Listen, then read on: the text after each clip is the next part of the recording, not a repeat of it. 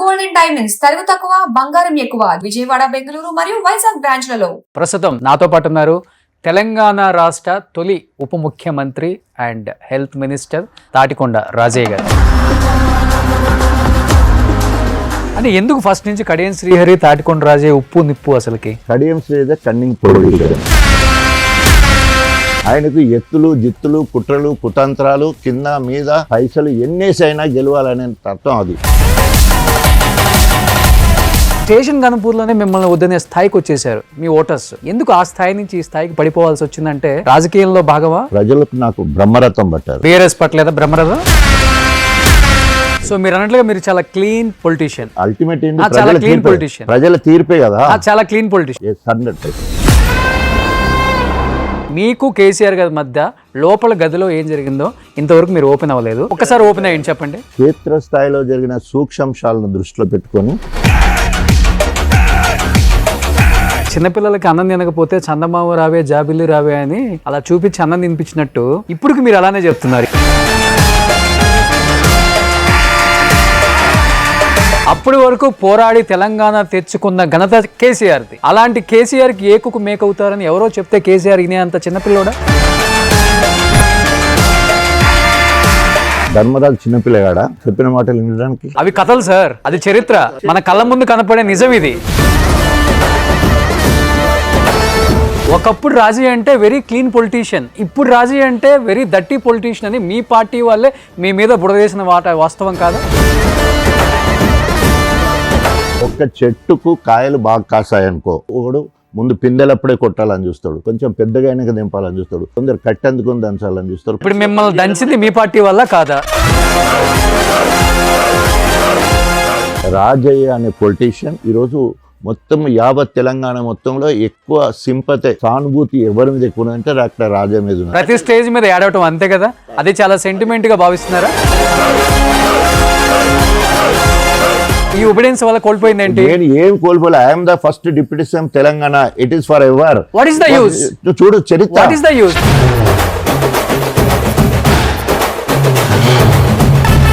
మొట్టమొదటి లైంగిక వేధింపులు ఆరోపణలు పడ్డ ఒకే ఒక్క నాయకుడు Rajaiah.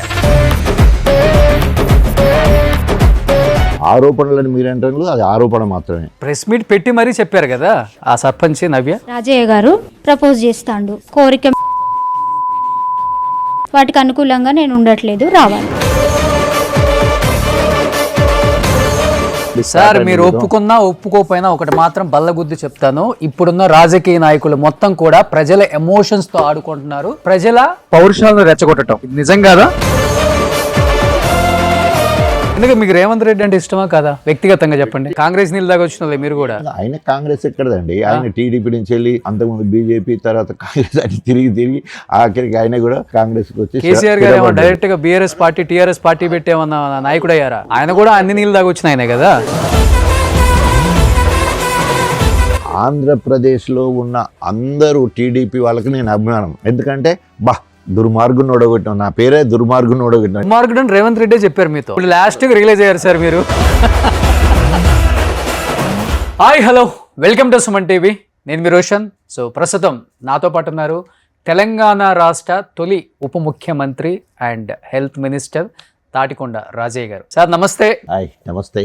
So first of all చాలా హ్యాపీగా ఉంది సార్.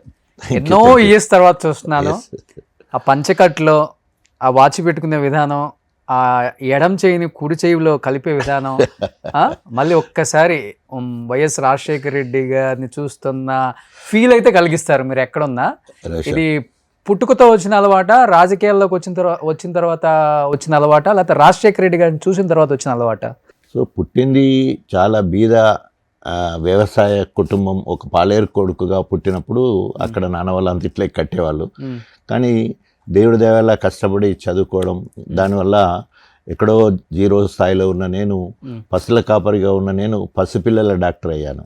సో పసిపిల్లల డాక్టర్ ఉన్నంత కాలము గొప్పగా ప్రజా వైద్యుడిగా పేరు తెచ్చుకొని జాతీయ స్థాయిలో ఉత్తమ పిల్లల డాక్టర్ వరకు వెళ్ళిపోవడం జరిగింది. సో అప్పటి వరకు ఉన్న నేను వైఎస్ రాజశేఖర రెడ్డి గారి ప్రోత్సాహంతో, అప్పటికే ఎన్టీ రామారావు టీడీపీకి రమ్మని పిలిచిన, దత్తాత్రేయ బీజేపీకి రమ్మని పిలిచినా కూడా 1994లో రాజకీయాలకు వెళ్ళలే నేను.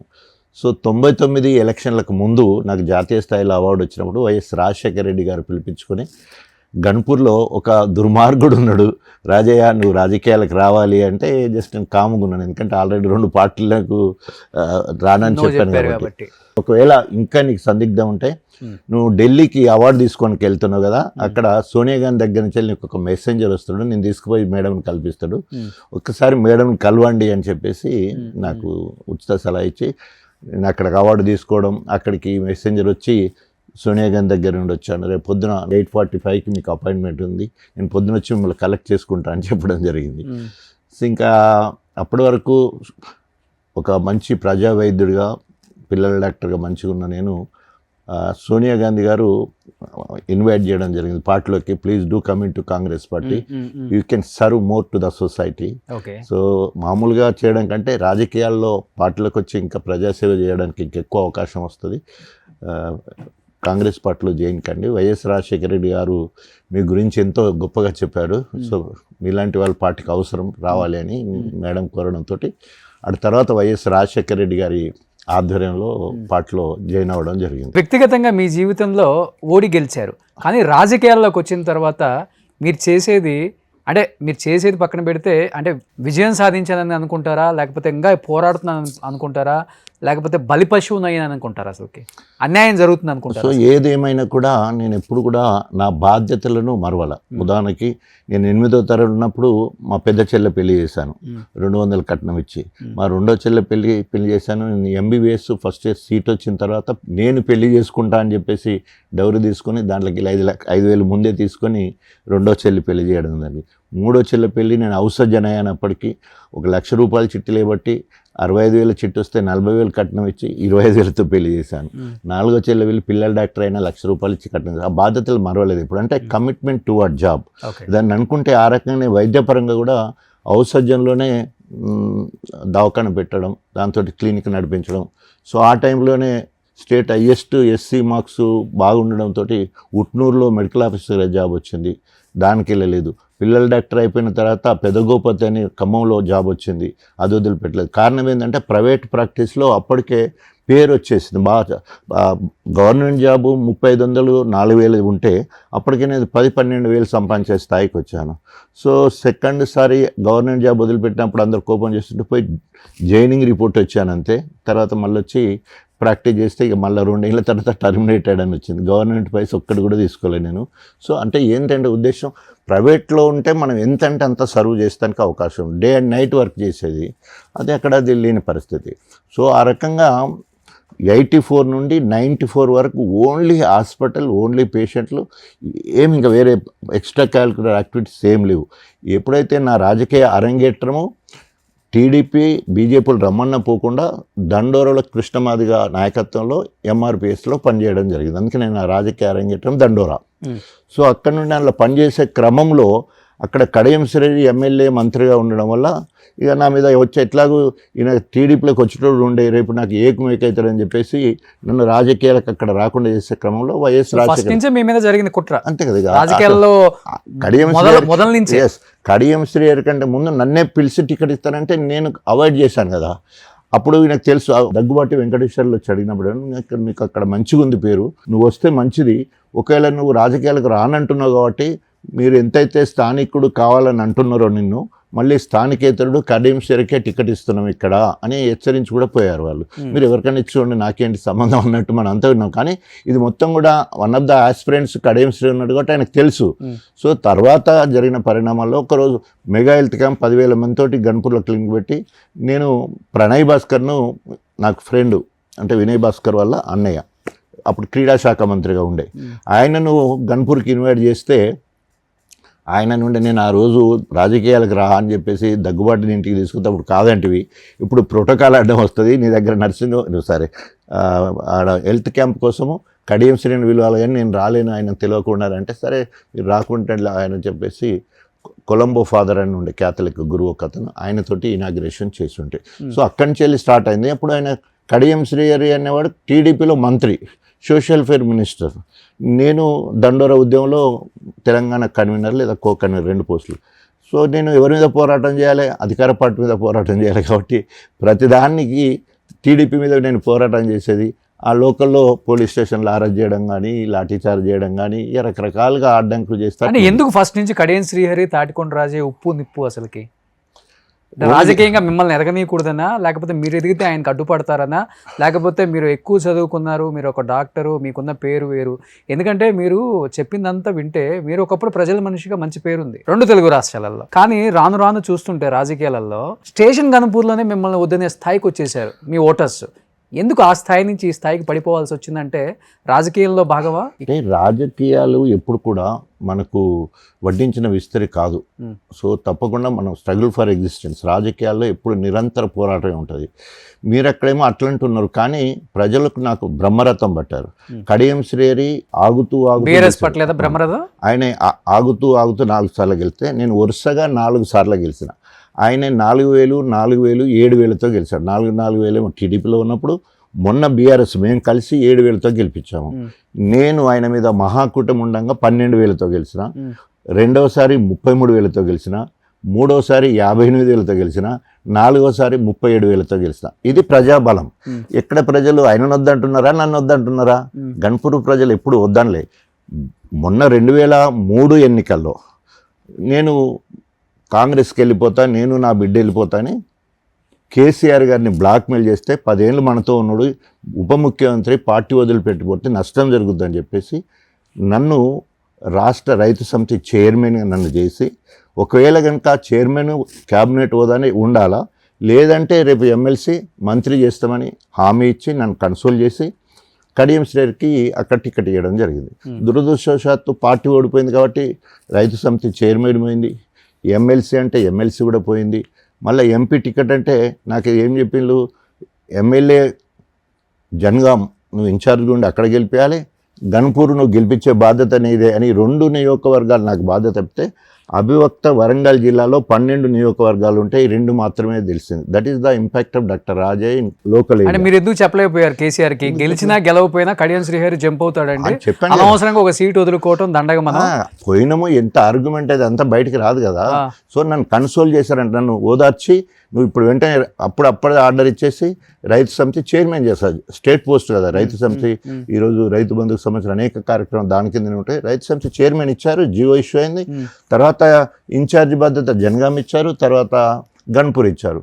అంటే ఇప్పుడు గన్పూర్ నాదే నియోజకవర్గం. గత 2004 నుండి మొన్న 23 వరకు, అంటే 20 ఏళ్ళు నేనే ఎమ్మెల్యేగా 4 సార్లు ఉండి డెవలప్ చేసిన పార్టీ అభివృద్ధి అయింది నా వల్లనే. ఈయనకు టికెట్ ఇచ్చినందువల్ల ఏమైంది, నన్ను గెలిపించే బాధ్యత నాకు ఇచ్చారు, ఇటు జనగాం అటు. సో చూడండి ఎంతైనా ఈ 2 మాత్రం గెలిచినా అవన్నీ ఓడిపోయినట్టు అర్థమైంది, నా ఇంపాక్ట్ ఉన్నట్టే కదా. సో అయిపోయిన తర్వాత మళ్ళీ ఏమైంది, ఎంపీ టికెట్ ఇస్తారన్నారు. ఫామ్ హౌస్ దగ్గర కూడా జస్ట్ 5 కిలోమీటర్ల దూరం వరకు పోయిన అప్పటి వరకు. కానీ కడియం శ్రీహరి కాంగ్రెస్కి పోయింది కాబట్టి అక్కడ ఆ 3 నెలల్లోనే మళ్ళీ బై ఎలక్షన్లు వస్తాయి. కడియం శ్రీహరికి తగ్గ మిండడంటే రాజయ్యనే. రాజయ్యకు అక్కడ ఇన్ఛార్జ్ ఇచ్చేసి సుధీర్ కుమార్, అది ఎంపీ వచ్చినా పోయినా పెద్ద ఫరగబడదు, సుధీర్ కుమార్ను అక్కడ ఎంపీ టికెట్ ఇచ్చి రాజయ్యను స్టార్ కాంపియన్గా పెట్టి తిప్పుదాం. ఎందుకంటే ఆయన చాలా అనేక రకాలుగా త్యాగం చేశాడు. ఒకటేమో తెలంగాణ రాష్ట్ర సాధన కోసం అధికార కాంగ్రెస్ పార్టీ ఎంఏ పదవి వదిలిపెట్టి మొదటి త్యాగం. ఉప ముఖ్యమంత్రిని తీసేసినా కూడా కేసీఆర్ దేవుడు, ఇంద్రుడు, చంద్రుడు అని చెప్పేసి ఒబీడియంట్గా మళ్ళీ అక్కడే ఉండడం. మూడోది ఎమ్మెల్యే టికెట్ రాకున్నా 2 నియోజకవర్గాలు గెలిపించే బాధ్యత. సో మళ్ళీ ఎంపీ టికెట్ కూడా ఇవ్వకుండా నువ్వు గెలిపించాలి అనే బాధ్యత చెప్పడం. ఈ రకంగా ఒక నియోజకవర్గం కాదు, తెలంగాణ మొత్తంలో, ఈవెన్ తెలంగాణ మొత్తం కూడా మీడియాలో కూడా అందరిలో ఇవాళ రాజన్ అంటే ఒక సానుభూతి, ఒక మంచితనము, గింత ఒబీడియన్స్ ఉంటుందా అని ఒక పేరు ఉంది. సో ఎక్కడ కూడా పేరు చెడగొట్టే కార్యక్రమాలు ఇప్పటివరకు చేయలేదు.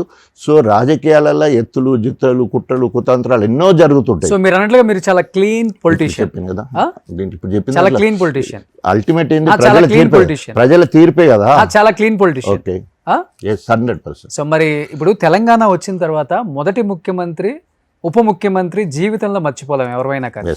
ఎస్, అలాంటిది తెలంగాణ వచ్చిన తర్వాత మొదటి ఉప ముఖ్యమంత్రి రాజయ్య. ఎందుకు అతి తక్కువ టైంలోనే రాజయ్య ప్రవర్తన నచ్చలేదు, రాజయ్య పనితీరు నచ్చలేదు, రాజయ్య అవినీతి పరుడు, రాజయ్య అందరికీ అందకుండా దోచేస్తున్నాడు, భూ కబ్జాలు, కాంట్రాక్టుల దందాలు, అవినీతికి కేర్ ఆఫ్ అడ్రస్ రాజయ్య అని చెప్పేసి ఉప ముఖ్యమంత్రి నుంచి మిమ్మల్ని తొలగించడానికి వన్ ఆఫ్ ద రీజన్ ఏంటో ఏమని చెప్తారు?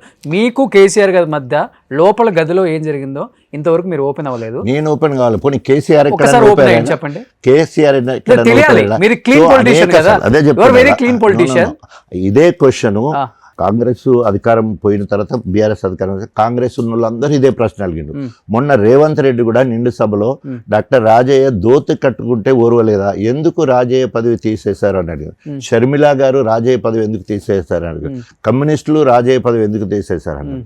కారణం ఒక్కటే, మీరు చెప్పలేదు ఇంతవరకు. నేను చెప్పాను 4 గదుల మధ్య తలపేసుకున్న తర్వాత కేసీఆర్ కి రాజయ్య మధ్య జరిగిన విషయం చెప్పండి. కనీసం మన తెలంగాణలో ఎన్ని ఛానల్స్ ఉన్నాయి అన్ని ఛానల్లో చెప్పిన. సో ఇప్పుడు సుమన్ ఛానల్ కూడా చెప్తున్నాను. సో క్షేత్రస్థాయిలో జరిగిన సూక్ష్మాంశాలను దృష్టిలో పెట్టుకొని నేను పార్టీ ఇతగా నిర్ణయం తీసుకున్నాను అని కేసీఆర్ గారు చెప్పిండు ఆ రోజు. సో అసలు జరిగింది ఏంటంటే, అప్పటికి సిలువలు పలువలు చేసి మళ్ళీ కేసీఆర్ దగ్గరికి పోయినప్పుడు సిలువలు పలువలు చేసి నా మైండ్ అంతా ఖరాబ్ చేసింది రాజయ్య, ఐఎమ్ ఎక్స్ట్రీమ్లీ సారీ, నీ స్థాయి తగ్గకుండా మళ్ళీ నీకు అవకాశం ఇస్తా అని చెప్పి మళ్ళీ పిలిపించుకొని మాట్లాడడం జరిగింది. ఇప్పుడు ఒక్కసారి బీజేపీ వాళ్ళు కాంగ్రెస్ వాళ్ళు రైట్ ఫర్ ఇన్ఫర్మేషన్ యాక్ట్ కింద మెడికల్ డిపార్ట్మెంట్లో వేస్తే రిజల్ట్లో ఇప్పటివరకు బడ్జెటే లేదు, రిక్రూట్మెంట్ లేదు, వాహనాల కొనుగోలు లేదు, ఏమి లేదు. ఇక్కడ అవినీతి జరగడానికి ఆస్కారం ఎక్కడుంది? ఏం లేదు. రాష్ట్ర ముఖ్యమంత్రికి ఆ మాత్రం ఇన్ఫర్మేషన్ ఉండదా? ఏమాత్రం, అదే రాష్ట్ర ముఖ్యమంత్రికి ఉంది. అయితే ఇక్కడ జరిగింది ఇప్పుడు మళ్ళీ ఇంకా క్లియర్ చెప్తున్నాను. సిలువలు పలువలు చేసి ఏమని చెప్పారు, నువ్వు ముఖ్యమంత్రి, నువ్వు ఇంట్లోకి వెళ్ళి వెళ్తలేవు, రాజయ్య ఆయనే ముఖ్యమంత్రి లెక్క, దళితుడు ముఖ్యమంత్రి నువ్వు అన్నావు, రాజయ్య ముఖ్యమంత్రి లెక్క మొత్తం తెలంగాణ మొత్తం దున్నేస్తాడు, హాస్పిటల్ నిద్ర చేస్తూ ఉన్నాడు, తర్వాత హెలికాప్టర్ను తీసుకొని తిరుగుతూ ఉన్నాడు. సో తెల్లారు లేస్తే ప్రజల్లో కనిపిస్తే నేను ఎప్పుడో మర్చిపోయిండు అని సిలువలు పలువలు చేసి చెప్పిన వాళ్ళు ఎవరైతే ఉప ముఖ్యమంత్రి పదవి ఆశపడ్డాలో నాకంటే సీనియర్గా ఉన్నారు. అందులో నెంబర్ 1 మొన్న కడియం శ్రీహరి వెళ్ళిపోయినాక తెలిసిన నెంబర్ 1 కడియం శ్రీహరి సిలువలు పలువలు చేసి చెప్పారు. ఆ సీనియర్గా ఉన్న ఈటల రాజేందర్, కొప్పులీశ్వర్ గారు, తర్వాత నాయన నరసింహారెడ్డి గారు, వీళ్ళందరూ నాకంటే సీనియర్లు. ఆయన ఉంటే వీళ్ళు పోయి అక్కడ ఏం మాట్లాడుకుంటారు పాతలు, సార్ మొత్తం రాజే దున్నెత్తాడు, ఇది చేస్తాడు, అది చేస్తాడు, ధర్మరాజు అంతటి వాడే చెప్పుడు మాటలతో అయినట్టు ఏకు మేక్ అయిపోతాడు రాజయ్య. ఏమవుతుంది, ఇంటెలిజెన్స్ రిపోర్ట్ ఏమని వస్తుంది, మీరు ఉప ముఖ్యమంత్రి అంటే మీరు దళితుడు ముఖ్యమంత్రి అంటే ఆయన ఉప ముఖ్యమంత్రి లాగా తిరుగుతుండడం మీకు ఎప్పుడేదో మేక్ అయ్యేంత వాయిస్ మీ దగ్గర లేదు కదా. నా దగ్గర వాయిస్ లేదు, సబ్జెక్ట్ ఉండొచ్చు కానీ వాయిస్. తెల్లారి లేస్తే మొదటి పేజ్ అంతా నేనే ఉండేది. హాస్పిటల్ నిద్ర అని ఒక కొత్త కాన్సెప్ట్ తీసుకొచ్చినాం. నిద్ర అవస్థలో ఉన్న వైద్య విధానాన్ని గ్రాస్ రూట్ లెవెల్కి వెళ్ళాలి. అసలు గవర్నమెంట్ హాస్పిటల్ అనేదే డౌన్ టార్డెన్ పీపుల్కి ఉన్నవాడి కోసం కాదు. 1 గోళీ 2 గోళీలు ఇచ్చుడు కాదు, వారం రోజులకు సర్వే ట్రీట్మెంట్ ఇవ్వాలి, హాస్పిటల్ మౌలిక సదుపాయాలు పెంచాలని చెప్పేసి ఉస్మానియా హాస్పిటల్లో ఇప్పటివరకు ఏ ఎమ్మెల్యే కూడా పోయి ట్రీట్మెంట్ తీసుకోలేదు. నేను ఉస్మానియా హాస్పిటల్ ట్రీట్మెంట్ తీసుకోవడం కాదు, రాత్రి అక్కడే పడుకున్నాను. అక్కడ మొదలుకొని అనేక ఏజెన్సీ, ఎక్కడెక్కడ Bhadrachalam agency hospital, Eturu agency hospital, Utnur agency hospital, చెంచుపల్లెలు ఏజెన్సీ ప్రాంతాలకు ఎమ్మెల్యేలు కూడా పోరు. నేను ఉప ముఖ్యమంత్రిగా వైద్య ఆరోగ్య శాఖ మంత్రిగా పోయి అక్కడే రాత్రి ఉండి హాస్పిటల్ను మొత్తము రివ్యూ చేసి అక్కడ అన్ని మౌలిక సదుపాయాలు కల్పించి వచ్చే కార్యక్రమం చేయడం జరిగింది. సో అదేవిధంగా హెల్త్ యూనివర్సిటీ కావాలని మొత్తం నేను వరంగల్ స్టూడెంట్ని కాబట్టి కాకతీయ మెడికల్ కాలేజ్ స్టూడెంట్, నా మీద బాగా ప్రెషర్ ఉండేది. సో కాళోజీ జయంతి సందర్భంగా అక్కడికి పోయినప్పుడు రాజయ్య ఇక్కడికి వచ్చినప్పుడల్లా హెల్త్ యూనివర్సిటీ ఇస్తారా, అందుకనే మంత్రులు మాట్లాడేటప్పుడు వాళ్ళు దగ్గర పెట్టుకొని మాట్లాడాలని కేసీఆర్ గారు అంటారు. తెల్లారి వరకు మొత్తం తెలంగాణ మొత్తంలో 200-300 దిష్టి బొమ్మలు తగలబడ్డాయి. మళ్ళీ వెంటనే నేను అప్పుడు సంగారెడ్డి ఇన్ఛార్జిగా ఉన్న ఎంపీ ఎన్నికల్లో, ఎందుకంటే కేసీఆర్ ఎంపీగా గెలిచాడు, ఎమ్మెల్యే గెలిచాడు. ఎమ్మెల్యే ఉంచుకొని కొత్త ప్రభాకర్ ఎంపీగా పోటీ చేశాడు, ప్రభాకర్ రెడ్డి గారు. సో అక్కడ ఇన్ఛార్జ్ ఉంటే పొద్దున్నే మళ్ళీ కేటీఆర్ గారు సుమన్ నా దగ్గర పంపించి, సారు నిన్న మాట్లాడిన దానికి చాలా బాధపడుతూ ఉన్నాడు, వెంటనే వచ్చి ఏదో ఒకటి చేయాలి, తెలంగాణ భవన్ నుంచి వెళ్ళి స్టేట్మెంట్ ఇవ్వను అంటే ఆగమేఘాల మీద వచ్చి తెలంగాణ భవన్ నుంచి వెళ్ళి స్టేట్మెంట్ ఇవ్వడం జరిగింది. సో క్యాబినెట్ అంటే తండ్రి భయపెట్టడానికి ఏముంది అక్కడ, భయపడ్డారు కాబట్టి అంటే చెప్తున్నా. ఒకటి మాత్రం చెప్పగలను, ఇప్పుడు చిన్నపిల్లలకి అన్నం తినకపోతే చందమామ రావే జాబిల్లి రావే అని అలా చూపించి అన్నం తినిపించినట్టు ఇప్పటికి మీరు అలానే చెప్తున్నారు. ఏకుకు మేకై అని ఎవరో నాయకులు చెప్పారని చెప్తున్నారు. అప్పటి వరకు పోరాడి తెలంగాణ తెచ్చుకున్న ఘనత కేసీఆర్ది. అలాంటి కేసీఆర్కి ఏకుకు మేకవుతారని ఎవరో చెప్తే కేసీఆర్ ఇనే అంత చిన్నపిల్లోడా? కానీ ఎంత ధర్మరాజు చిన్నపిల్లగాడా చెప్పిన మాటలు వినడానికి? అవి ధర్మరాజు కథలు సార్, అది చరిత్ర. చరిత్ర ఇది చరిత్ర కాదు, ఇది కూడా మన కళ్ళ ముందు కనపడే నిజం ఇది. కళ్ళ ముందు కనిపించే చరిత్రే అది. కారణం ఏంటంటే అన్నము ఉడికిందా లేదని ఒక మెతుకును పిసికి చూస్తారు. అంటే ఈ ప్రభుత్వము పారదర్శకంగా నడుస్తుందా లేదని చూడడానికి అన్నంలో ఒక మెతుకును పిసికి చూస్తారు. సో కేసీఆర్ పిసికిన మెతుకు నేనైనా పిసికినప్పుడు మెతుకు ఉడికింది, కానీ బలైపోయింది నేను. అన్నమంతా మాడిపోయిందా కింద? అన్నం మాడిపోరు, ఇత్తి ఉడికింది. అట్లా కాదు, అన్నం ఉడికింది అని తేలిపోయింది. అంటే గవర్నమెంట్ కానీ ఇదైతే చితికిపోయింది కదా, నా ఉప ముఖ్యమంత్రి తీసేసి కదా.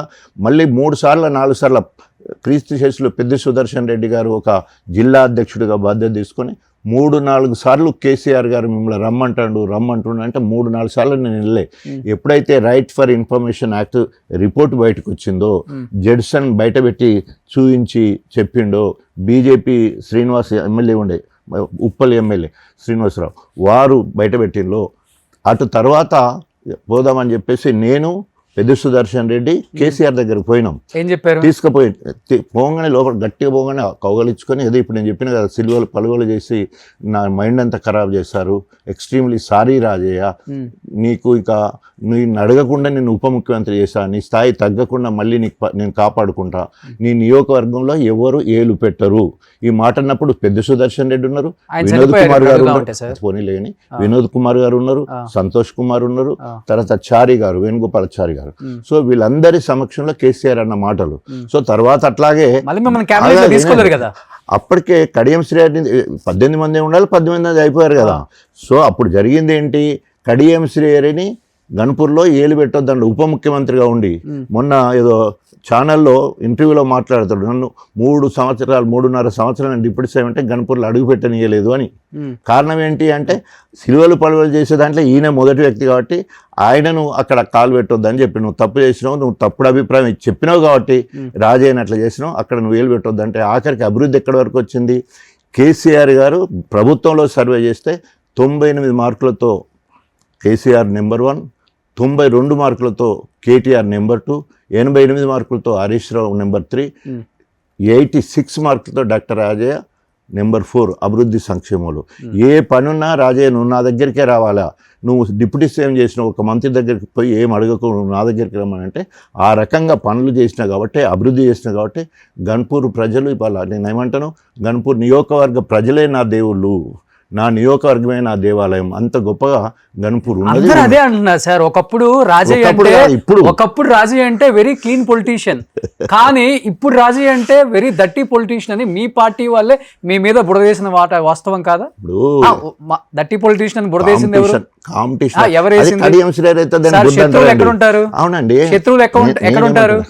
పక్క పార్టీలో ఉంటారా, మన పార్టీలో ఉంటారా? మీకు ఎక్కడున్నారు చెప్పండి, మీకు ఎక్కడున్నారు చెప్పండి. చెట్టుకు కాయలు బాగా కాసాయనుకో, అది చెట్టు తప్పు కాదు.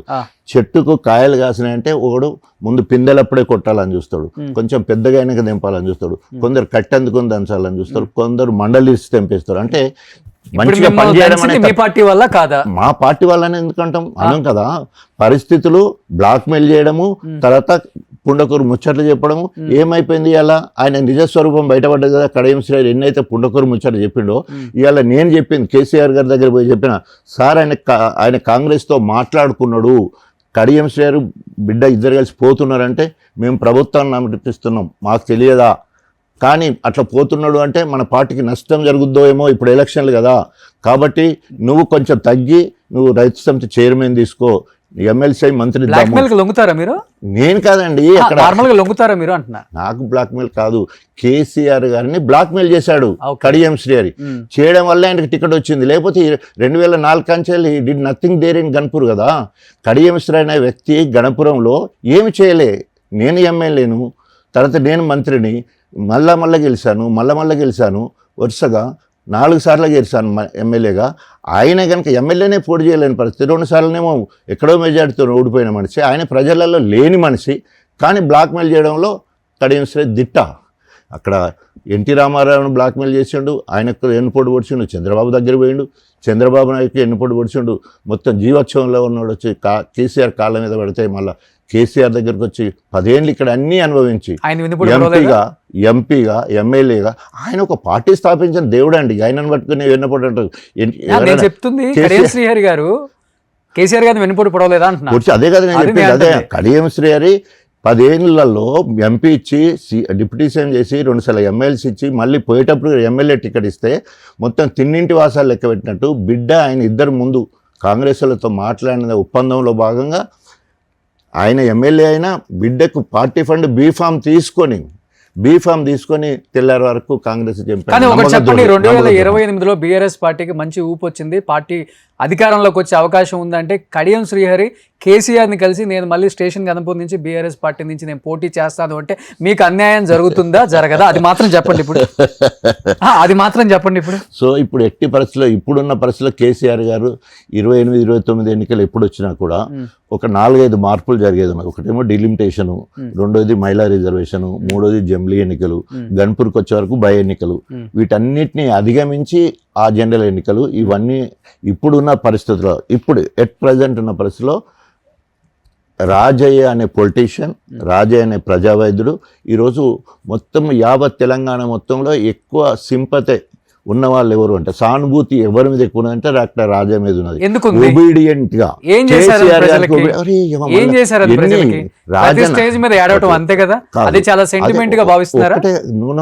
అధికార కాంగ్రెస్ పార్టీ ఎమ్మెల్యే పదవికి రాజీనామా చేసి మళ్ళీ ఉద్యమంలో తొలి దళితుడుగా ఆనాడు సదాలక్ష్మి 1971లో రాజీనామా చేస్తే ఒక మాదిగ మహిళా తల్లి ఆమెను ఆదర్శంగా తీసుకొని 2009లో ఎమ్మెల్యే గెలిచి 2011లో అధికార కాంగ్రెస్ పార్టీ ఎమ్మెల్యే పదవికి రాజీనామా చేసిన మళ్ళీ ఉద్యమంలో తొలి దళితుడు, అదొక త్యాగం. రెండవది ఒక వార్డు మెంబరో ఒక సర్పంచ్నో పార్టీ నుండి సస్పెండ్ చేసినో తీసేస్తున్నో పార్టీ మారిపోతాడు. రాజీ అనే వ్యక్తి ఒబీడియంట్గా ఇప్పుడిప్పుడే వచ్చిన తెలంగాణ నేను రాజీనామా చేయడమో నేను గొడవలు చేసేది ఉంటే విచ్ఛిన్నకరం అయిపోద్ది వచ్చిన తెలంగాణ అని చెప్పేసి అంతే ఒబీడియంట్ తోటి కేసీఆర్ గారు నా దేవుడు, ఆయన మార్గంలో నేను నడుస్తాను అని చెప్పేసి అంతే ఒబీడియంట్గా పనిచేయడం జరిగింది, నియోజకవర్గాన్ని అభివృద్ధి చేసుకోవడం జరిగింది. మూడవది కేసీఆర్ గారు హెల్త్ యూనివర్సిటీని తీసుకొచ్చేసి ఈరోజు గన్పూర్లో హెల్త్ యూనివర్సిటీ, అది మన వరంగల్లో హెల్త్ యూనివర్సిటీ తీసుకురావడం, తర్వాత సిటీ మొత్తం హెల్త్ సిటీ 34 అంతస్తుల హాస్పిటల్ తీసుకొచ్చిన పరిస్థితి మనకు కొట్టొచ్చినట్టు కనుక దేవాదులను అన్ని రకాలుగా అభివృద్ధి చేసుకున్నాం. ఇట్లా చెప్పుకుంటూ పోతే నేషనల్ హైవే 1860 కోట్ల రూపాయలు పెట్టి నేషనల్ హైవే మొత్తం కూడా గన్పూర్ నుంచి వెళ్ళిపోయే విధంగా 67 కిలోమీటర్ల దూరము ఒక గన్పూర్ నుంచి వెళ్ళిపోతే 2 టెయిల్గేట్లు నా దగ్గర ఉంటాయి. ఏమంటారు దాన్ని ఇండస్ట్రియల్ క్యారిడార్ డెవలప్ అయింది. ఇట్లా అనేక రకాలుగా అభివృద్ధి చేయడానికి కేసీఆర్ గారు నాకు సహకరించిండు, ఆ రకంగా అభివృద్ధి చేసుకోవడం జరిగింది. సో మనం ఎక్కడన్నా ఈ నినాదం చూస్తారా, అప్పుడు ఎన్టీ రామారావు ఉన్నప్పుడు ఒక నినాదం ఉండే, నా నినాదం ఏంటంటే నియోజకవర్గ ప్రజలే నా దేవుళ్ళు, నియోజకవర్గమే నా దేవాలయం అన్నట్టు ఉదయం నుంచి వెళ్ళి సాయంత్రం వరకు ప్రజల మధ్యలో ఉండి ప్రజల మధ్యలో ఉంటూనే కాడం గడుపుతూ ఈరోజు ప్రజావైద్యుడిగా ముందుకెళ్తాను. సార్ ఇప్పుడు ఇన్ని పనులు చేస్తే ప్రజలు మీకు బ్రహ్మరథం పట్టాలి, లేకపోతే ప్రజల మనిషిగా భావించాలి. ప్రజల మనిషిగా భావించాలి. ఈ రెండు ఏది జరగట్లేదు. మీరు రెండు చెప్తున్నారు. ఒకటి సెంటిమెంట్ బాగా వర్కౌట్ అవుతున్న నాయకుడు ఎవరైనా ఉన్నారు అంటే అది రాజయ్య అని చెప్తున్నారు. ఒకటి రాజకీయాల్లో బలిపశువు అంటే రాజయ్య అని చెప్తున్నారు. ఇంకొకటి ఏంటంటే ఒకటి చెప్పినట్టు బలిపశువు దానివల్ల ఏం కోల్పోయారు? ఏం కోల్పోలేదు. నేను ఏం కోల్పోలే. I'm the first deputy CM Telangana. It is for ever. What is the use? చూడు చరిత్ర అండి. డబ్బులు చరిత్ర మిమ్మల్ని కిందకి దింపేసింది కదా. దించేచ్చు కాక లాల్ బహదూర్ శాస్త్రి కూడా కొన్ని రోజులే ఉన్నాడు, ఇంకొక కొన్ని రోజులే ఉంటారు. ఆ పదవి వన్నే తీసుకురావాలి. కోకిలలాగా కొన్నాళ్ళు, కాకి లెక్క కలకాలం కాకుండా కోకిల లెక్క కొన్నాళ్ళు మనం చేసిన పనులు మిగిలిపోతాయి. ఇవాళ ఒక ఎంట్రన్స్ క్వశ్చన్, యూపీఎస్సీలో ఎంట్రన్స్ క్వశ్చన్ ఏంటో, who is the first deputy CM Telangana? So one should 200% I agree sir. కానీ ఇప్పుడు రాజయ్య గారు ఉన్నారు, నేను మిమ్మల్ని తగ్గించట్లేదు. ఒకటి ప్రజల సైడ్ నుంచి అడగాల్సిన క్వశ్చన్స్ నేను అడుగుతున్నాను ఈరోజు మిమ్మల్ని. అంటే మీరు కావాలని కాంట్రవర్సీలో ఇరుక్కుంటారా, వేరే వాడు చేసిన కాంట్రవర్సీలో మిమ్మల్ని ఇరికిస్తారా, లేకపోతే మీరు అదేదో పెద్దది హైప్ క్రియేట్ అవుతుంది కాబట్టి చిన్న కాంట్రవర్సీ ఒకటి మీరు రెడీ చేసుకుంటారు? నాకు అర్థం కాదు. అది చాలా మందికి ఉంది. అది ఆ డౌట్ చాలా మందికి ఉంది.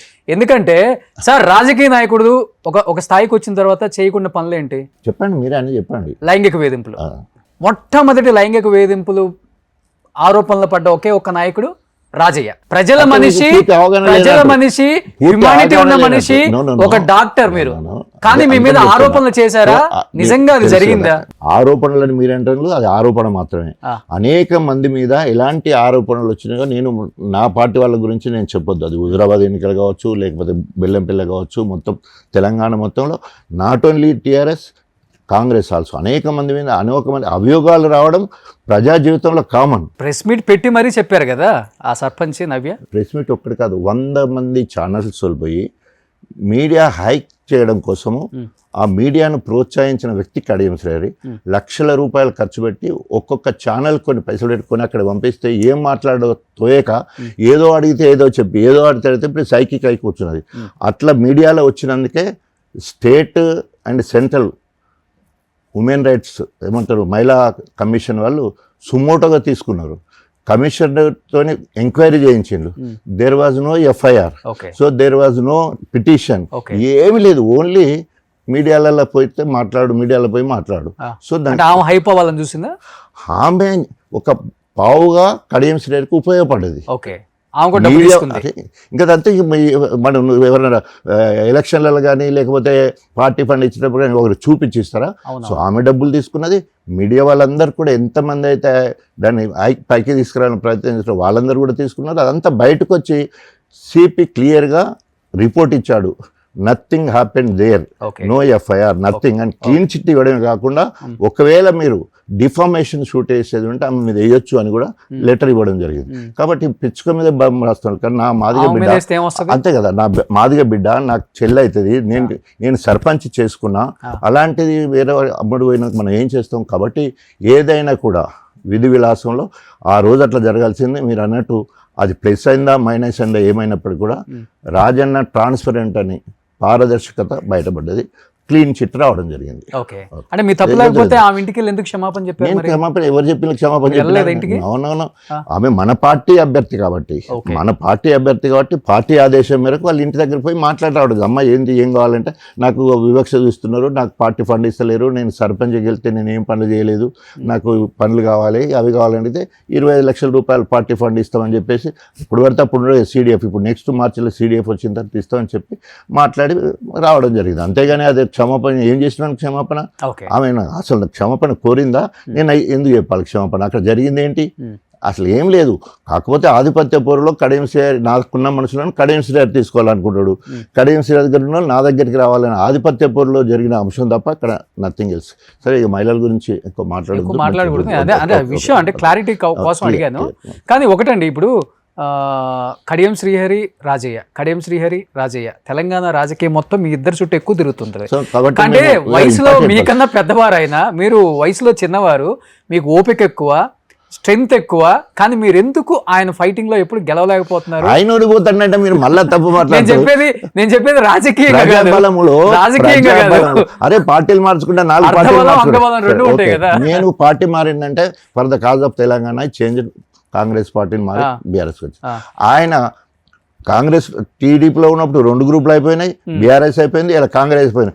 రాసి పెట్టుకోండి, వాళ్ళ బిడ్డ బైన్ల మహిళ డాక్టర్, బైన్ల కమ్యూనిటీ చిన్న కమ్యూనిటీ, మహిళ అందులో, తర్వాత చిన్న SC కమ్యూనిటీ, తర్వాత MP. రేపు మోడీ పిలిచి ఆనాడు బలరాం ఎంపీగా బంజారా ఒక్కడు ఉంటే యూపీఏ గవర్నమెంట్లో ఆయనకు మంత్రి పదవి ఇచ్చారు. సో అట్లాగే బైన్ల కమ్యూనిటీకి ఒక మహిళకు మంత్రి పదవి ఇస్తాము అని కనుక మోడీ పిలిచిస్తే బిడ్డ తండ్రి ఇద్దరు జంపు జలాని బీజేపీ పోతారు, తప్పకుండా పోతారు, అవసరం. ఎందుకంటే వాళ్ళ నేచర్ అది. ఇప్పుడు ఇన్ని పార్టీలు మారింది కదా. నేను ఆయనకు నాకు ప్రజాబలం విషయంకి వస్తే నేను మళ్ళీ చెప్తున్నా, ఆయన 4,000, 7,000తో గెలిచాడు. 7,000 అనేది కూడా బీఆర్ఎస్ పార్టీ మేము గెలిపితే గెలిచాను, అంతకుముందు 4,000. సో నేను గెలిచాను, ఆయన గెలిచిన 4,000 అధిగమించి గెలవాలనుకున్న మొదటిసారి 12,000, రెండోసారి 33,000, మూడోసారి 58,000, నాలుగోసారి 37,000. ఇది ప్రజాబలం. అల్టిమేట్ ఏంది, మనకేంటి మ్యాండేటరీ ఏంది? ప్రజల తీర్పే కదా. కడియం శ్రీహరి గణపురం లేనిది, రాజయ్య గణపురం లేనిది అనే విషయానికి వస్తుంది. ఎస్, నేను ఒప్పుకుంటా. ఏమిటి ఒప్పుకుంటా, Kadiyam Sri is a cunning politician, రాజకీయ నాయకుడు. రాజకీయాలకు కావాల్సింది అదే కదా ఇప్పుడు, కాదా? ఆయన రాజకీయ నాయకుడు, నేను ప్రజానాయకుడిని. ఆయనకు ఎత్తులు జిత్తులు కుట్రలు కుతంత్రాలు కింద మీద పైసలు ఎన్నేసి అయినా గెలవాలనే తత్వం అది. నేను ఉరికి ఫస్ట్ రావాలి, ఇరుగొట్టి ఫస్ట్ కాదు, ప్రజలకు ఇంకా చేరువై దగ్గర మంచిగా రావాలి. ఒక్క రాజయ్య అంటే ఒక బీఆర్ఎస్ నాయకుడు కాదు, కాంగ్రెస్ వాళ్ళు, బీజేపీ వాళ్ళు, సిపిఐ సిపిఎంలు, న్యూట్రల్స్ అందరూ కూడా రాజన్న మాకు దగ్గర అంటే మాకు దగ్గర అనేటట్టు ఉండడం వల్లే అంత మెజారిటీ. నీ అల్టిమేట్ మనకేంటి, ప్రజల తీర్పు అంతే కదా. మంచి చెడు అనేది ఉచిత పథకాలు అండ్ ప్రజలకు ఏదో చేస్తున్నాం అని చెప్పి ప్రజలను కాసేపు రెచ్చగొచ్చుడు, మాట్లాడు, పక్క పార్టీని తిట్టుడు, పక్క నాయకుడిని తిట్టుడు, అసలు ఫ్యామిలీని తీసుకొచ్చి ఇన్వాల్వ్ చేసాడు. ఇప్పుడు ఎక్కువైపోయింది రాజకీయాలలో.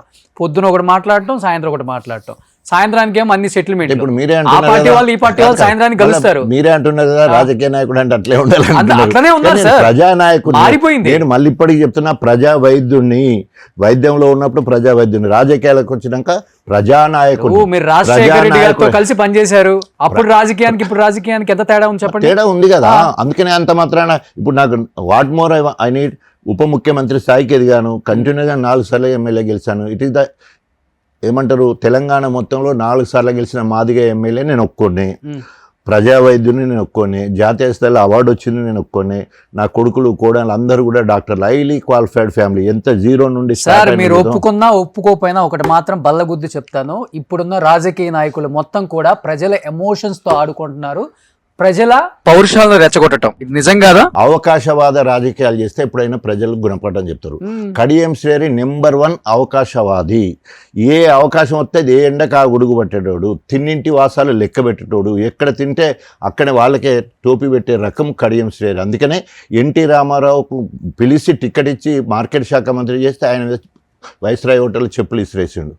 ఎంతో పిలిచి దగ్గరుండి చదువుల కోసము, ఇల్లు కట్టుకోవడానికి అనేక రకాల చంద్రబాబును సాయం చేసి, social welfare minister, primary education, ఆఖరికి ఇరిగేషను, అన్ని రకాలు ఇచ్చి ఆర్థిక ఎంతో ఎదిగిన తర్వాత ఆయనను తలదాన్ని మళ్ళీ పోయి కేసీఆర్ సంకల చూచిండు.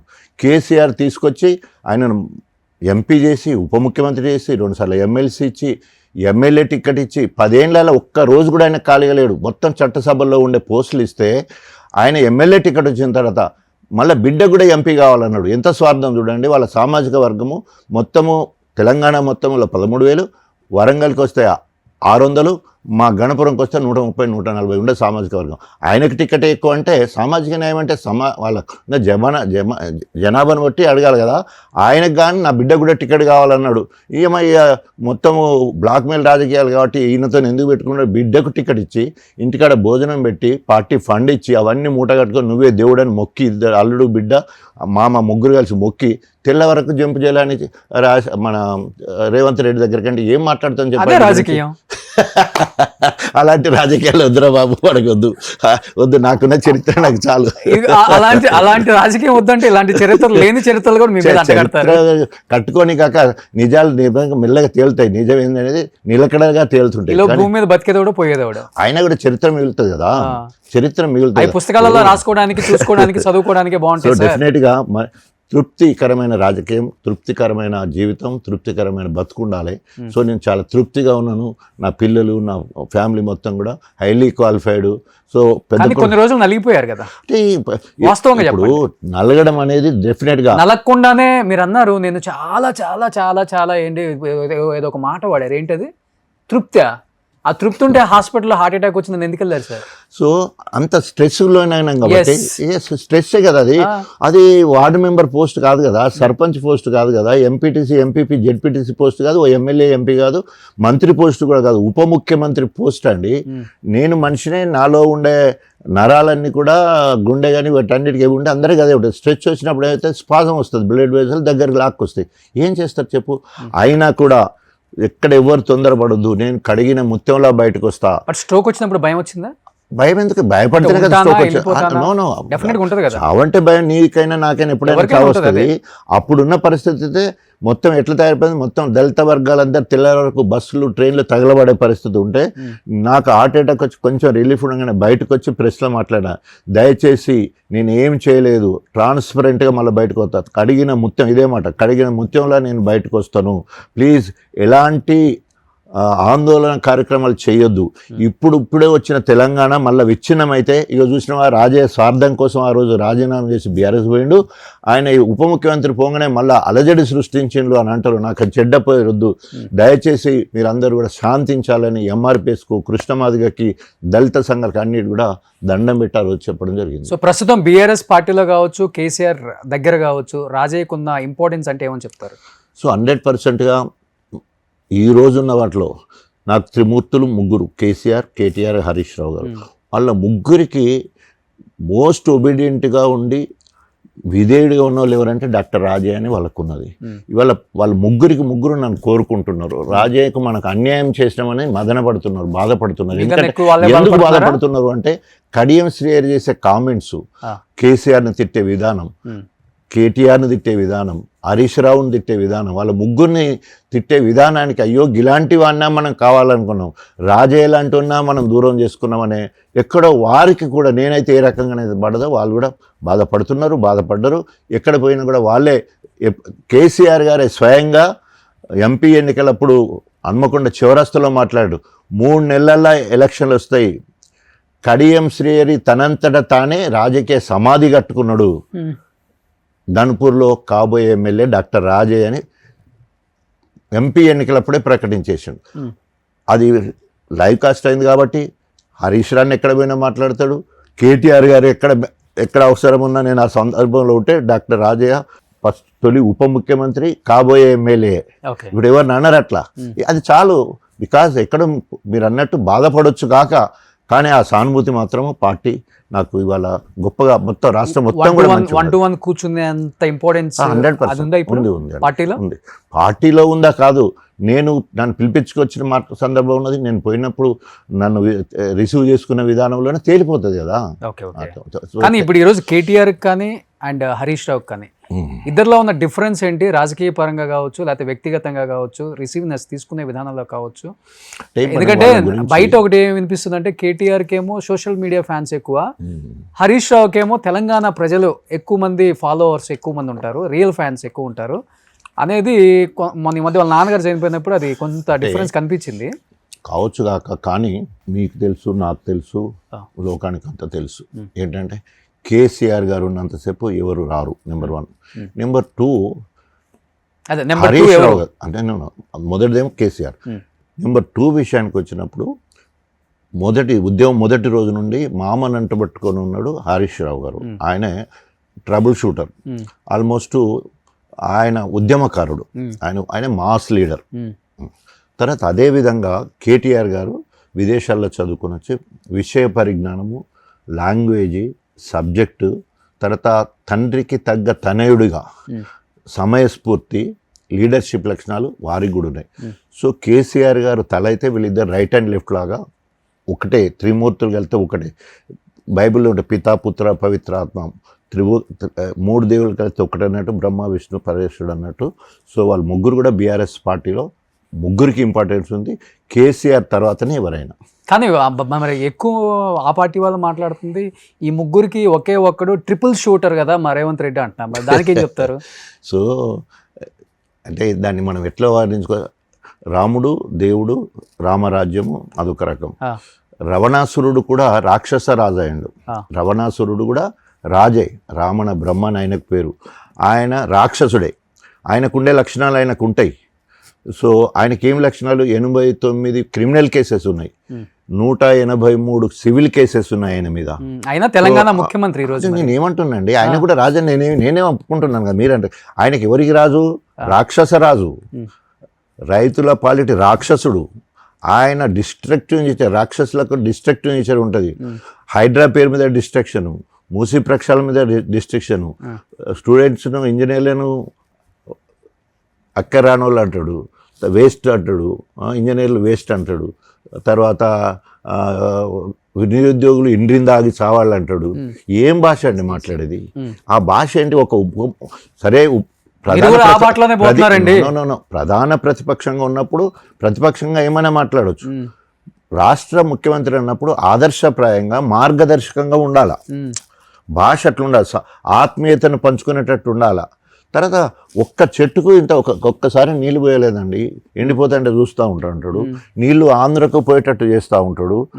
ఆయన ఏదన్నా ఇది మెచ్చుకునే పని ఇప్పటివరకు చేసినంటే మెచ్చుకునే పని చేయడు.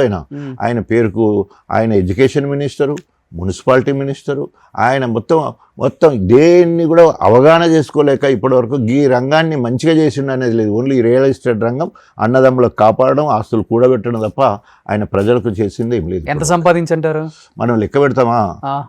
మొత్తం కూడా ఏంటి అట్లా కాదు. బ్లాక్ మనీ అంతా ఎక్కడ పెట్టేది తెలియదు. రెండు మనకు వైట్ మనీ ఏదైతే చెప్తున్నా, అందుకనే మనం ఏం చేస్తున్నాం ఆయనకు చెప్పేది ఏంటంటే, మనకు ఎక్కడి నుంచి వెళ్ళి అప్పుడు తీసేది ఇప్పటికే 3.5 లక్షల కోట్ల అప్పు తీసుకొచ్చారు. ఏదైనా ఒక్క పని అభివృద్ధి పనికొచ్చి ఒక్క పని చేసినట్టే చేయడు. ఏం చేస్తున్నాడు?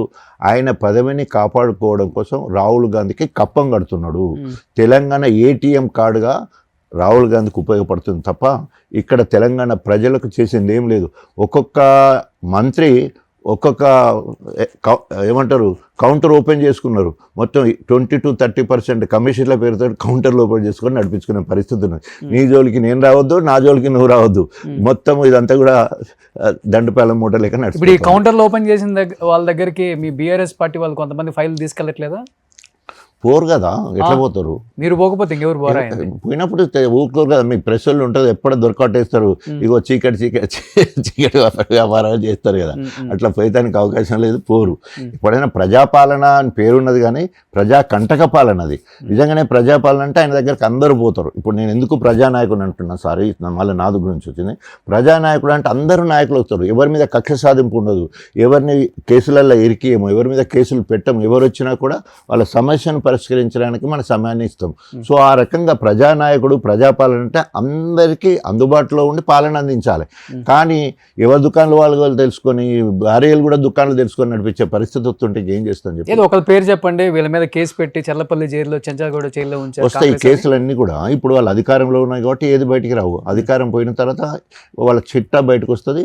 ఎవరు ఎక్కడ ఉండాలి. మీకు రేవంత్ రెడ్డి అంటే ఇష్టమా కాదా? వ్యక్తిగతంగా చెప్పండి. వ్యక్తిగతంగా నేనైతే ఆయనకి ఇష్టం. కాంగ్రెస్ నీళ్ళు దాకా ఆయన కాంగ్రెస్ ఎక్కడదండి, ఆయన టీడీపీ నుంచి వెళ్ళి ఆ ముందు ఇండిపెండెంట్, అంతకుముందు బీజేపీ, తర్వాత కాంగ్రెస్ అని తిరిగి ఆఖరికి ఆయన కూడా కాంగ్రెస్ కి వచ్చి ఇదేమో ఒక ఆల్రెడీ ఇదేమో ఒక ఉద్యమ పార్టీ, ఈయన నుండి స్టార్ట్ అయిన పార్టీ. టీఆర్ఎస్ అనేది కేసీఆర్ తోటి స్టార్ట్ అయిన పార్టీ. కాంగ్రెస్ రేవంత్ రెడ్డితో స్టార్ట్ కాలేదు. టీడీపీ కూడా ఈయనతో స్టార్ట్ కాలేదు కదా. ఎన్టీ రామారావుతో అది స్టార్ట్ అయింది. ఇది కాంగ్రెస్ ఎప్పుడో 140 ఏళ్ల కింద తయారైన పార్టీ. కాబట్టి ఇప్పుడల్లా పార్టీ పోయిండు, ఆయన రాక్షస పాలన చేస్తుండు, భరించాలి. ఇప్పుడు తప్పదు, మనకి ఏం చేసినా కూడా భరించాలి. దేనికైనా కాలం వస్తుంది, తప్పకుండా ప్రజలు తిరగబడతారు. సార్ కవిత గారి రోల్ ఏంటి సార్ బీఆర్ఎస్ పార్టీలో ముందు రోజుల్లో? ఎందుకంటే టీఆర్ఎస్ అని ఆల్రెడీ స్టార్ట్ చేశారు. ఆ టీఆర్ఎస్ అని పేరు పెట్టినప్పుడు కొంచెం బాధ అనిపించిందా మీ పార్టీకి? సో డెఫినెట్గా బాధ ఉన్నా లేకున్నా కూడా మేమైతే ఇప్పుడు బీఆర్ఎస్ అని కేసీఆర్ గారు ఎప్పుడైతే రాష్ట్రంలో అన్ని పనులు అయిపోయిన తర్వాత రాష్ట్రంలో ఎలాంటి పథకాలు అమలు చేస్తున్నామో ఇది దేశమంతా కూడా చేసడానికి అవకాశం ఉంది. అనేక రకాలుగా నీళ్ళ విషయంలో కానీ, చెరువుల విషయంలో కానీ, తర్వాత ఎలక్ట్రిసిటీ విషయంలో కానీ, అభివృద్ధి విషయంలో కానీ, ఐటీ విషయంలో కానీ అనేక రకాలుగా రాత్రింబావులు కష్టపడి మొత్తం ఒక డాక్యుమెంట్ తయారు చేసుకునే క్రమంలో బీఆర్ఎస్ పార్టీ అని పోవడం జరిగింది. సో బీఆర్ఎస్ పార్టీ అని పోయిన తర్వాత సరే మీరు అన్నట్టు బీఆర్ఎస్ పార్టీ ఓడిపోగానే మేధోమదనం జరిగింది తెలంగాణ భవన్లో. చాలామంది కార్యకర్తలు కూడా టీఆర్ఎస్ అంటే సెంటిమెంట్ ఉండే, బీఆర్ఎస్ అంటే సెంటిమెంట్ పోయింది అన్నప్పుడు వాళ్ళు కూడా రియలైజ్ అయినలు. కానీ అధినాయకుడు ఒక నిర్ణయం తీసుకున్నప్పుడు ఆయన తీసుకున్న నిర్ణయం వల్లనే 10 ఏళ్ళు మనం అధికారంలో ఉండగలిగినాం. ఆయన తీసుకున్న నిర్ణయాల్లో 1.8% ఓట్లతోటి మనం ఓడిపోయినాం కావచ్చు కాక, కానీ ప్రజల్లో మాత్రం మనం ఉన్నాం. ఇప్పటివరకు బీఆర్ఎస్ చేస్తున్న పనులు మాత్రమే ప్రజలలో ఉన్నాయి, బీఆర్ఎస్ చేసిన పనులే ఉన్నాయి. అదనంగా ఒక్క పైసా కూడా వస్తలేదు.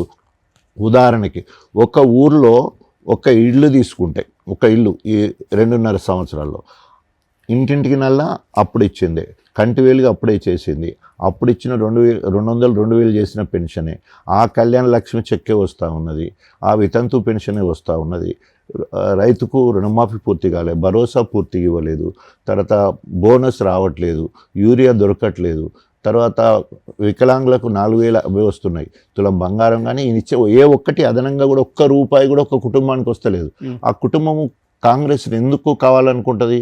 ఒక ఊరును తీసుకుంటే ఊర్లో గ్రామ పంచాయతీ కావచ్చు, ట్రాక్టర్ కావచ్చు, ట్రాలీ కావచ్చు, ట్యాంకర్ కావచ్చు, నర్సరీ కావచ్చు, పల్లె ప్రకృతి వనం కావచ్చు, శ్మశాన వాటికి కావచ్చు, తర్వాత డంపింగ్ యార్డ్ కావచ్చు, సెగ్రిగేషన్ షెడ్, క్రీడా ప్రాంగణం, అంటే ఊరికి కావాల్సిన మౌలిక సదుపాయాలు మొత్తం కూడా బీఆర్ఎస్ హయాంలో వచ్చినాయి. కనీసం ఇప్పుడు అవి మెయింటైన్ చేసే పరిస్థితి ఇలా కాంగ్రెస్ పార్టీలో లేదు. ఊరు బయటికి వెళ్తే మిషన్ కాకతీయ పేరు మీద చెరువులన్నీ మరమ్మతులు చేసుకున్నాం, బీటీ రోడ్లు వేసుకోగలిగాం, చెక్ డ్యాములు తీసుకురాగలిగాం. అనేక రకాలుగా ఈ అన్ని రంగాలలో గొప్పగా బీఆర్ఎస్ అభివృద్ధి చేస్తే అభివృద్ధిని కనీసం మెయింటైన్ చేయలేని పరిస్థితులు ఇవాళ కాంగ్రెస్. అదనంగా ఇచ్చుడు దేవుడు ఎరుగు. ఓన్లీ గెలిచే వరకు ఏదో ఏరు దాటే వరకు ఓడమల్లన్నా, ఏరు దాటంగానే బోడమల్లన్నట్టు ఇలా కాంగ్రెస్ పాలన ఉంది. కాబట్టి కానీ ప్రజలలో మీ ఒక్కసారి మీ సుమన్ ఛానల్ చూడాలని చెప్పి ఇట్లా అన్నా కొద్ది వస్తుంటాయి. అందులో 90% ఈ ప్రజాపాలన, ప్రజా కంటక పాలన ఎట్లయిందో, మరి ముసలిళ్ళ కాంచెలు మొదలెడితే పసిపిల్లల కాంచెలు మొదలు, అరే రెసిడెంట్ స్కూల్లో 106 మంది పిల్లలు చనిపోయారు, ఆటో డ్రైవర్లు 160 మంది చనిపోయారు, రైతులు దాదాపు 7,000 మంది చనిపోయారు. ఇన్ని రకాలుగా ఇన్ని చావులు గతంలో లేవు. మరి ఎక్కడ ఈయన విద్యకి ఈయన మంత్రి అంటాడు, విద్య దానికి ఒక్కసారి ఏమంటారు దాన్ని ఒక్కసారి రివ్యూ చేసిన పాపన పోలు ఇప్పటివరకు. మున్సిపాలిటీ అంటాడు, అవగాహన లేదు. మరి పాలన నడుస్తూ ఉన్నది. రేవంత్ రెడ్డి మీరు? నేను కలవలేదు ఒక్కసారి కూడా. కలిసాను, ముందు స్టార్టింగ్లో కలిసాను. పార్టీ మీద ఎడమొగం పెడమొగం ఉన్నప్పుడు జంప్ అవుదాం అని కలిసారా? జంప్ అవుదాం అని కాదు. యూజువల్గా ఏంటంటే ఇప్పుడు ఎట్లా ఉంటుంది, ఒక నాయకుడు నాకేమి ఎమ్మెల్యే ఇస్తానని ఇయ్యలే, ఎంపీ ఇస్తానని ఇయ్యలే, ఉన్న స్టేట్ చైర్మన్ పోయింది, ఉన్న ఎమ్మెల్సీ రాలే, అన్నీ పోయిన తర్వాత ఎంపీ టికెట్ నాకు ఇస్తానన్న క్రమంలో కడియం శ్రీహరి బిడ్డకు అనౌన్స్ చేయడంతో మీరు అన్నట్టు నా పోరాటం మొత్తం కడియం శ్రీహరిని. ఈ కడియం శ్రీహరికి ఎమ్మెల్యే టికెట్ ఇచ్చి బిడ్డకు ఎంపీ టికెట్ ఇచ్చిన తర్వాత నేనేం చేయాలి? ఒక తండ్రి మీద కొడుకు కలిగినట్టు నేను రాజీనామా చేస్తున్నాను ప్రకటించడం మాత్రమే జరిగింది అంతే. అప్పుడు ఏమవుతుంది, మీరు అన్నట్టు ఎమినెంట్ పర్సనాలిటీ, 4 సార్లు ఎమ్మెల్యే, డిప్యూటీ సీఎం, ఆ పార్టీకి దూరం అవుతుండగానే కాంగ్రెస్ వాళ్ళు, బీజేపీ వాళ్ళు, బీఎస్పీ వాళ్ళు, కమ్యూనిస్ట్ వాళ్ళు అందరూ ఎగబడతారు కదా. ఎగబడడం కాకుండా వాళ్ళకు దగ్గరుండే వాళ్ళు ఎవరో ఒకరు వచ్చి కల్పిస్తాం, పాత తీసుకుపోవడం ఇట్లాంటి చేస్తారు. సబ్కా సున్నా ఆప్కా కన్నా అన్నట్టు మనం అన్ని చూస్తున్నాం. మన నిర్ణయం మనం తీసుకున్నాం. సో ఎక్కడ ఉండాలో అక్కడ ఉంటేనే, నిలకడగా ఉంటేనే దానికి బాగుంటుంది. కలిసానని చెప్పాను కదా. మాట్లాడారా? 1-to-1 కూర్చోలే, ఏ విషయాలు మాట్లాడాలి, ఓన్లీ కంగ్రాట్ చెప్పడం మాత్రం జరిగింది. ఎప్పుడు? అదే అసెంబ్లీలో. అంతే ఇంకా అంతే. ఆయన ఏం అడగల మిమ్మల్ని? అది ఏం అడగలేదు, ఎందుకంటే మంది ఉంటారు కదా గుంపులో. అంటే రాజానికి గట్టిగా కౌగులించుకోపోవడమో దగ్గర. మీరు ఎప్పుడో ముఖ్యమంత్రి, ఎప్పుడో ఎమ్మెల్యే, మీ ఇద్దరికి అసలు ఎప్పుడు కూడా ఫోన్లో సంభాషణ కూడా లేదా? అప్పుడు ఎమ్మెల్యేగా, ఆయన టీడీపీ ఎమ్మెల్యేగా ఉన్నప్పుడు, నేను కాంగ్రెస్ ఎమ్మెల్యే ఉన్నప్పుడు, తర్వాత బీఎస్లో ఎమ్మెల్యే ఉన్నప్పుడు, అప్పుడు ఛాంబర్లో మాట్లాడుకుంటాను, కలిసినప్పుడు లాబీలో కలిసినప్పుడు అట్లా మాట్లాడుతాం, టీ దగ్గర మాట్లాడుకుంటాం. అది లెక్కలకి రాదు. అనిపించిందా ఎప్పుడైనా ముఖ్యమంత్రి అవుతాడు, ఇంత పెద్ద లీడర్ అవుతాడు, అసలు ఆ ఊహ, పార్టీకి నాయకుడు అవుతాడు, ఇంతమందిని రూల్ చేసేవాడు అవుతాడు, అట్లయితే ఎప్పుడు అనుకోలేదు. అసలు ఆలోచన కూడా, ఎందుకంటే అప్పటివరకు ఆయన మంత్రి కూడా కదా, అప్పటివరకు ఆయన మంత్రి కూడా కదా, ఉప ముఖ్యమంత్రి ఎట్లా ఊహించుకుంటాం, అది లేదు. ఓన్లీ ఎమ్మెల్యేగా మంచిగా బయట లాబీలో కూర్చున్నప్పుడు టీ దాక్కుంటూ అది ఒకటి మాట్లాడడం, ఇంకా జోకులు వేసుకోవడం, కడియం శ్రీహరి అట్లా ఇట్లా అమ్మో నువ్వు ఎట్లా భరించుకుంటుంటున్నావు. మొత్తం ఆయన ఆంధ్రప్రదేశ్లో ఉన్న అందరూ టీడీపీ వాళ్ళకి నేను అభిమానం. ఎందుకంటే దుర్మార్గుని ఓడగొట్టినాం, నా పేరే దుర్మార్గుని ఓడగొట్టినాడు. ఎందుకంటే ఎవరిని వదిలిపెట్టాడు, అందరినీ సెటైర్లన్నీ ఇస్తాడు, వాళ్ళ మీద కక్షణ పెట్టుకుంటాడు, వాళ్ళని ఎట్లా నష్టపడాలి చూస్తాడు, గ్రూప్ రాజకీయాలు చేస్తాడు. వరంగల్ జిల్లా మొత్తం గ్రూప్ రాజకీయాలు, రాష్ట్రంలో గ్రూప్ రాజకీయాలు, ఎవరు చెవులు కొరికే కార్యక్రమం ఎప్పుడు. కాబట్టి చెప్పుడు మాటలు రేవంత్ రెడ్డి చెప్పారు మీతో. అరే మరి ఈ రోజు పక్కన పెట్టుకున్నాడు మళ్ళీ. ఎవరెవరు పెట్టుకోలేదు, అందరూ అట్లే చేస్తారు కదా రాజకీయాలు అంటే. అదంటే ఎంతమంది కాంగ్రెస్ రాజగోపాల్ రెడ్డి గారు రాజగోపాల్ రెడ్డి గారు, కోమటిరెడ్డి వెంకటరెడ్డి గారు, వీళ్ళందరూ కూడా ఎంత రేవంత్ని ఎన్ని రకాలుగా తిట్టిన వాళ్ళు. తర్వాత అందరు కూడా కాంగ్రెస్ వాళ్ళందరూ కూడా రేవంత్ రెడ్డి తిట్టిన వాళ్ళే. ఇవాళ ఆయన ముఖ్యమంత్రి ఉంటే మళ్ళీ అందరు కూడా డైరెక్ట్ తిట్టారు, ఇప్పుడు ఇండైరెక్ట్ తిడుతున్నారు. అంతే ఉంటుంది, తేడా ఏం లేదు, తిట్టడం అయితే కామనే. అంతే ఉంది రాజకీయాలలో మీరు చెప్పేది. సో ఆనాటి నైతిక విలువలతో కూడిన రాజకీయాలు ఇప్పుడు లేవు, మోరల్ వాల్యూస్ లేవు, అవకాశవాద రాజకీయాలు చేసుకుంటే డబ్బుతో బస్ అది మాత్రమే జరుగుతుంది. ఏంటి సార్ మీ కుటుంబ నేపథ్యం? లాస్ట్లో ఎప్పుడు అడగలేదు నేను అసలుకి. లవ్ మ్యారేజా అరేంజ్డ్ మ్యారేజా? సో నేను అదే ముందు చెప్పినట్టు వ్యవసాయ కుటుంబంలో, బీద కుటుంబంలో పుట్టాను. కష్టపడి పసుల కాపరిగా నుండి పసిపిల్లల డాక్టర్ అయ్యా. పసిపిల్లల డాక్టర్గా నుండి ఈ రాష్ట్రానికి తొలి ఉప ముఖ్యమంత్రి కాగలిగిన, జాతీయ స్థాయిలో మొత్తం పిల్లలు డాక్టర్ అయ్యా. తర్వాత వరంగల్లో మొట్టమొదటి పిల్లల నర్సింగ్ హోమ్ పెట్టా. నేను ఎంబీబీఎస్ సెకండ్ ఇయర్లో ఉన్నప్పుడు మా భార్య 10th క్లాసు, మాకు పెళ్ళయింది అప్పుడు 81లో మ్యారేజ్ అయింది. మీ 10th లో ఉన్నప్పుడు మీ పెళ్ళి అయిపోయింది? మా మిస్సెస్ 10th క్లాస్, 79లో ఎంగేజ్మెంట్ అయింది, 81లో మాకు మ్యారేజ్ అయింది. సో మ్యారేజ్ అయినప్పుడు ఆమె 10th, intermediate, BA, MA, BLIC, MLIC, చివరికి గవర్నమెంట్ పాలిటెక్నిక్ కాలేజీలో సీనియర్ గెజిటెడ్ ఆఫీసర్, తర్వాత సీనియర్ లైబ్రరీగా ఉండి రిటైర్ అయిపోయింది. సో నేను MBBS చేసిన, MSc చేసిన, పిల్లల డాక్టర్గా 2 సార్లు ప్రభుత్వ ఉద్యోగాన్ని వదిలిపెట్టేసి ప్రైవేట్ ప్రాక్టీస్లో జాయిన్ అయిపోయాను. నా పిల్లలు ఇద్దరు కూడా జెమ్స్, ఇద్దరు కొడుకులే నాకు. పెద్ద కొడుకు MBBS ఇక్కడ అయిపోయిన తర్వాత యూఎస్లో MA చేశాడు. Is international memory champion. Is the chairman for India. అంటే మెమొరీ టెస్ట్ పెట్టాలంటే వాడి ర్యాంక్ నేను అనుకుంటా 642 వర్డ్స్ చెప్పేసి ఏ వర్డ్ ఎక్కడ చెప్పినా మళ్ళీ చెప్పే అంత జ్ఞాపకశక్తి. ఈ మధ్య డాక్టర్ క్రాంతిరాజ్, తర్వాత మళ్ళీ MSc చేసిండు. ముందు MS యూఎస్లో చేసిండు, MSc. మొన్న రీసెంట్లీ ISBలో MBA కూడా కంప్లీట్ చేసిండు. అంటే మల్టీ టాలెంటెడ్ ఉంటేనే అలా సీట్ వస్తుంది. నేషనల్ 4 కాలేజీలలో అదొకటి. రీసెంట్లీ MBA కంప్లీట్ అయ్యాడు. ఇది పెద్ద బాబు. చిన్న బాబు MBBS, MS అయిపోయింది, MCH plastic surgery, Osmania gold medallist. Reconstructive surgery అంటే శరీరంలో ఫర్ బ్రెస్ట్ క్యాన్సర్ వస్తే తీసేసి బట్టకు తీసుకొచ్చి ఇక్కడ పెట్టేసి రీకన్స్ట్రక్షన్ చేసే సబ్జెక్ట్ రేరు. అండ్ బీఆర్ఎస్ ప్రభుత్వంలో ఒకటేసారి డాక్టర్ రిక్రూట్మెంట్ అయింది, 1345 ఉద్యోగాలు ఇచ్చాడు. దాంట్లో ఫస్ట్ జాబ్ వీడికి వచ్చింది, గవర్నమెంట్ జాబ్. నా ఈ సెటిల్డ్ ఈ JND government hospital, Gandhi hospital, Warangal. ఇది అసోసియేట్ ప్రొఫెసర్ నౌ. సో 5-6 జిల్లాలలో ఎలెక్టెడ్ కేసెస్ పిలిపిస్తారు, చేయించుకుంటారు. ఇది ప్లాస్టిక్ సర్జన్. సో ఫ్యామిలీ మొత్తం డాక్టర్స్. పెద్ద కోడలు గైనకాలజిస్ట్, చిన్న కోడలు సైకియాట్రిస్ట్. సో మేమిద్దరం, మాకిద్దరు కొడుకులు, వాడికి కూడా ఇద్దరు కొడుకులు. సో ఓవరాల్గా మేమిద్దరము, మాకిద్దరు, వాళ్ళకి ఇద్దరు. Happy family. సో ఎడ్యుకేషన్లో ఎంత అది కూడా చెప్పాలి కదా అడగకముందే. ఎడ్యుకేషన్లో ఎంతగా ఆల్మోస్ట్ పొలిటికల్ ఫ్యామిలీస్లో హైలీ క్వాలిఫైడ్ అంటే మాది వన్ ఆఫ్ ద ఫ్యామిలీస్ అవుతుంది. సంపాదనలో మాత్రం లాస్ట్ ఉంటాం, ఎందుకంటే ఆ సంపాదన అనేది మనకు అబ్బలే.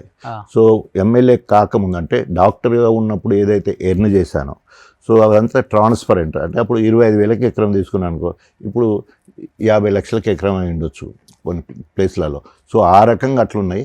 ప్రతి ఎలక్షన్లో అమ్ముకుంటూ రాజకీయాలు పెట్టాను. 2009లో ఓ దగ్గర అమ్మేసిన, 2012లో దగ్గర అమ్మేసిన, 2014లో ఇంకో దగ్గర అమ్మేసిన.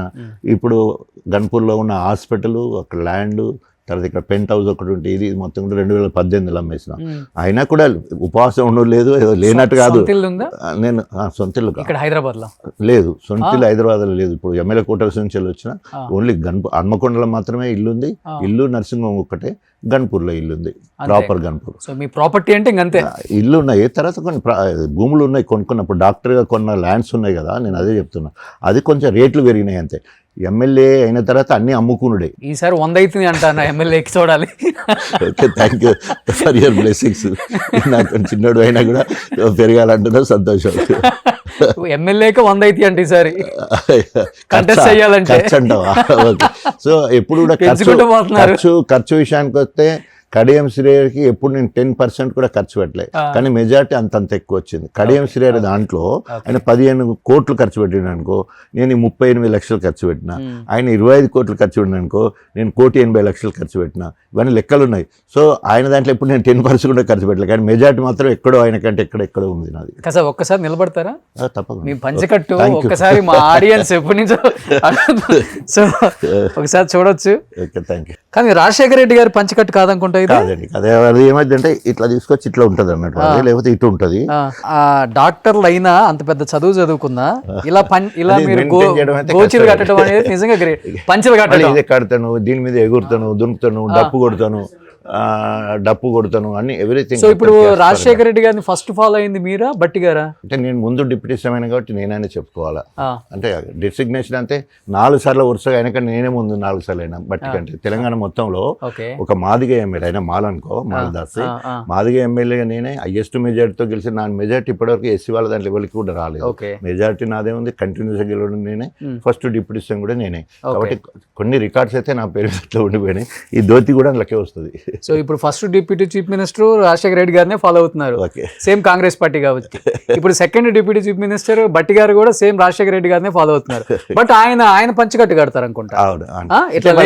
వాళ్ళు రెడీమేడ్ కట్టేది, అంటే వాళ్ళకి ఇట్లా క్లిప్ పెట్టుకుంటూ ఉండిపోతుంది. అవునా? నేను అదేమో అది డైరెక్ట్ చుట్టి సింగిల్ కుట్టి లోపల తోపుకొని ఇట్లా అయిపోతుంది. దీంతో ప్రాబ్లం ఉండదు అసలు, ఊడిపోదా ఎక్కడ ప్రజల్లోకి వెళ్ళినప్పుడు? 3 నిమిషాలలో మళ్ళీ కట్టేస్తాను, ఊడిపోదు అక్కడ. ఈవెన్ ఇట్లే ఉండి నేను డప్పు కూడా కొడతాను, నాకు ఇష్టము. డప్పు కొడతాను, ఎగురుతాను, కోలాటం ఆడుతాను, అన్నీ చేస్తాను. ప్రజలకు పోయి వాళ్ళు మమేకం అయిపోతాను ప్రజలు. కంఫర్ట్ ఉంటుంది ఇది నాకు, కంఫర్ట్. సో ఫ్యాంట్ కన్నా ఇదే కంఫర్ట్ నాకైతే కంఫర్ట్ ఉంటుంది. ఇక నేను ఇట్లా అలవాటు అంటే ఓన్లీ హాస్పిటల్లో ఇల్లు దవాఖాన ఒకటే కాబట్టి హాస్పిటల్లో ఉన్నప్పుడు పాయింట్ షర్ట్ తోటి మళ్ళీ పేషెంట్లను చూస్తారు. ఇప్పుడు చూస్తున్నారు పేషెంట్లు? చూస్తాను కదా, 100% చూస్తారు. ఇల్లు దవాఖాన అంత ఒకటే, ఎవరు లేకున్నా కూడా మళ్ళీ నేను చూస్తాను. అది ఫ్యామిలీ డాక్టర్ లెక్క. నేను పిల్లల కన్సల్టేషన్ వాళ్ళ కన్సల్టెంట్ రూమ్ ఉంటే వాళ్ళు చూస్తారు. Okay okay. మీరు ఎక్కడ తీసుకుంటారు ఇవి పంచలు? మావిడే చూసుకుంటుంది, మొత్తం మావిడనే. మొత్తం మీ కాస్ట్యూమ్ డిజైనర్ అంతా మేడం ఆమెనే, కుట్టియడం కూడా ఆమెనే, టైలర్ కూడా మన వరంగల్ నుంచి ఇంటికి వచ్చి కుట్టిపోతారు అంతే. So first of all great, ఎందుకంటే వీళ్ళు ఎంత పెద్ద పొలిటీషియన్ నేను చెప్పట్లా, ఇంత పెద్ద డాక్టర్ ఆయన, ఎన్ని అవార్డ్స్ తీసుకున్నారు, ఎంత గొప్ప మనిషి. అలాంటి వ్యక్తి ఇలాంటి దుస్తులకి వాల్యూ ఇవ్వటం అనేది, అంటే చేనేత కార్మికుల కోసం ఆయన అప్పుడు చేసేవాళ్ళు సపోర్ట్, అంటే కట్టుకోవాలి అందరం అని, అది మీ అందరూ ఫాలో అవటం గ్రేట్. సో ఇద్దరు డిప్యూటీ చీఫ్ మినిస్టర్లకి బట్టి గారికి అండ్ రాజయ్య గారికి ఇద్దరికి ధన్యవాదాలు. Thank you sir, nice meeting to you.